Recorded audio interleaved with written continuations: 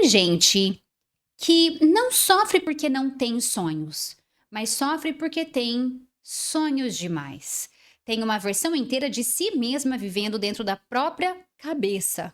Uma versão mais disciplinada, mais livre, mais inteligente, mais respeitada, mais bem-sucedida. Uma versão que acorda cedo, faz o que precisa ser feito, termina projetos, muda de vida e finalmente prova para si mesma que era capaz. Existe um problema. Essa versão nunca chega. Ela mora na imaginação.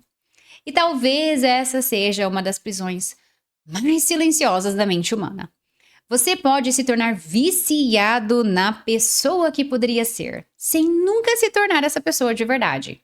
Porque sonhar dá prazer, imaginar dá prazer, planejar dá prazer, falar sobre o que você vai fazer dá prazer. Mas fazer exige contato com a realidade, e a realidade é imperfeita. Na imaginação, o seu projeto é brilhante. Na prática, ele começa desajeitado. Na imaginação, você é confiante. Na prática, você sente medo. Na imaginação, tudo faz sentido. Na prática, você se depara com tentativa, erro, dúvida e repetição. E é por isso que tanta gente prefere continuar no campo do potencial. Porque enquanto você ainda não tenta, você ainda não falhou. E enquanto você ainda não começa, seu sonho ainda está intacto. Você está no futuro, você ainda pode acreditar que seria incrível, mas no momento em que você age, a fantasia precisa enfrentar o chão, precisa enfrentar a realidade. E é aí que muita gente paralisa, não por preguiça, mas por medo de destruir a imagem bonita que criou sobre si mesma. Essa é uma verdade desconfortável, viu? Porque às vezes a procrastinação protege o ego. Ela mantém viva a ideia de que você poderia ser grande. Se você nunca tenta, você nunca precisa descobrir o quanto ainda precisa aprender ou melhorar. E isso cria um tipo estranho de sofrimento. Você sente culpa por não agir, mas também você sente alívio por não se expor. Você quer mudar, mas também quer preservar a versão idealizada de você mesmo. E essa contradição vai te drenando por dentro. Por isso, muita gente passa anos presa em preparação. Compra cursos, assiste a vídeos, aí pesquisa dali, anota e planeja, muda a rotina, aí ela cria método, aí ela reorganiza o ambiente, mas não executa. Sabe, é aquele tipo de pessoa assim que espera estar preparada para começar a executar. Só que a gente nunca tá preparado, é ou não é? E aí quando o dia termina, ela sente que fez algo, só que na verdade ela não fez, ela não executou de fato, ela não fez o que realmente precisava ser feito. A mente confundiu, nesse caso, o movimento mental com a ação real. E esse é o primeiro mecanismo invisível, a ilusão do progresso. Se sente produtivo porque está orbitando esse sonho, mas não está tocando nele. É como alguém que passa anos estudando mapas, mas nunca pisa na estrada. E quanto mais mapas essa pessoa estuda, mais medo ela sente de caminhar. Agora ela sabe todos os riscos, todas as possibilidades, todos os erros, todos os caminhos, e o excesso de análise vira uma forma elegante de paralisia. Parece inteligência, né? Mas muitas vezes é medo usando roupa de planejamento. E aqui está o ponto. Pensar demais pode virar uma maneira sofisticada de não viver. Porque pensar dá a sensação de controle. Agir revela que você nunca teve controle completo. Você só tinha uma ideia. E talvez maturidade seja aceitar exatamente isso: que a vida não começa quando você tem certeza. A vida começa quando você se move sem garantia. O segundo mecanismo é o medo invisível. Ele raramente aparece dizendo, ó, eu estou com medo. Ele aparece dizendo, ai, ainda não é o momento, ai, eu preciso me preparar melhor, ai, eu não sei se eu estou pronto, ai, eu preciso entender mais disso aqui.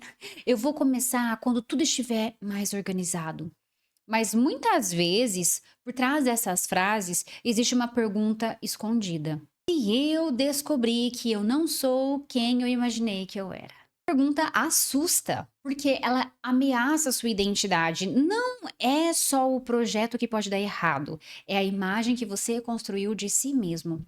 Por isso, agir parece tão pesado. Não é só fazer uma tarefa, é colocar a sua autoimagem em risco. E o cérebro odeia risco emocional. Ele prefere o conforto conhecido da frustração ao desconforto desconhecido da mudança. Aham, sim. A frustração também pode virar a zona de conforto, porque pelo menos ela é familiar. Você já sabe como é se sentir atrasado, você já sabe como é se culpar, você já sabe como é prometer que amanhã vai ser diferente. O que você não sabe é quem você se tornaria se realmente começasse. E o desconhecido assusta mais do que a dor repetida. O terceiro mecanismo é o vício em potencial. Essa talvez seja a parte mais difícil de admitir. Algumas pessoas não estão viciadas em descanso, elas estão viciadas na sensação de serem especiais ainda não revelados. A pessoa pensa: quando eu começar, eu vou longe. Quando eu tiver disciplina, ninguém me segura, hein? Quando chegar a minha hora, tudo vai mudar. E isso alimenta uma identidade secreta, a identidade de alguém grandioso em espera. Só que existe um perigo nisso. Quanto mais você se apega ao seu potencial, menos você tolera o processo real. Porque o processo real é humilde, é repetitivo, silencioso, é sem aplauso. É você e a tarefa. É você e o desconforto. Você e aquela sensação terrível de que talvez nada esteja acontecendo. É exatamente ali que a mudança acontece. Não só no momento em que fala sobre o sonho, não no momento em que imagina resultado, não no momento em que você recebe validação. A mudança acontece quando ninguém está vendo, quando não parece bonito, quando não parece épico, quando você faz mesmo sem sentir que está virando outra pessoa. Identidade não muda com o pensamento. Identidade muda com a evidência. Então, toda vez que você age, mesmo pouco, você dá uma prova ao cérebro de que eu sou alguém que faz. Toda vez que você foge, mesmo com uma boa desculpa, você reforça outra prova. Alguém que adia. O cérebro aprende por repetição. Ele não acredita no que você promete, ele acredita no que você repete. É por isso que afirmações vazias não sustentam mudança. Você pode dizer 1000 vezes: eu sou disciplinado. Mas, se todo dia você abandona o que prometeu para si mesmo, o cérebro acredita no comportamento, não na frase. Isso não é gerar culpa, é gerar clareza. Porque o cérebro aprende por repetição, então ele também pode reaprender. Mas existe uma condição. Você precisa parar de esperar vontade. A vontade é instável. A identidade precisa ser treinada. E o treino começa pequeno, muito pequeno, menor do que o seu ego gostaria. Porque o ego quer uma transformação cinematográfica, mas o cérebro precisa de uma entrada simples. 5 minutos, uma página, uma caminhada curta, uma tarefa específica, uma ação concreta colocada na agenda. Não simplesmente eu vou mudar a minha vida e aí uma semana, né? Isso é abstrato demais e é muito drástico. O cérebro não executa fantasia, ele executa instrução. Uma coisa de cada vez. Por exemplo, hoje às 9 horas eu vou escrever por 10 minutos. Hoje, depois do café, eu vou caminhar por 15 minutos. Hoje, antes de dormir, eu vou organizar uma página do projeto. Percebe que isso é real? Isso cria uma trilha. Isso começa a mudar o circuito do seu cérebro, porque o caminho antigo já está forte, né? Que é o caminho da fuga, do adiamento, da análise da promessa, da culpa. Esse caminho já foi percorrido muitas vezes, então ele fica mais fácil, quase que automático. Quando você escolhe uma ação pequena e repete, começa a abrir uma nova estrada. No começo ela é fraca, ela é estranha, desconfortável, caramba, né? Bem desconfortável. Parece que não combina com você. E é exatamente aí que muita gente desiste. Interpreta desconforto como sinal de que não nasceu para aquilo. O desconforto não é sinal de incapacidade. É sinal de identidade antiga sendo contrariada. Então, o seu cérebro está dizendo: isso não parece você. E a sua resposta precisa ser Ainda não, querido. Talvez você não esteja tentando apenas fazer uma tarefa. Talvez você esteja tentando se tornar alguém que ainda não existe completamente. E toda nova identidade começa parecendo artificial, até virar familiar. Então, a pessoa disciplinada também começou fazendo sem se sentir disciplinada. A pessoa corajosa também começou fazendo com medo. A pessoa confiante também começou fazendo se sentindo insegura. A diferença é que ela não esperou sentir preparada para começar a agir. Ela agiu até começar a sentir segurança.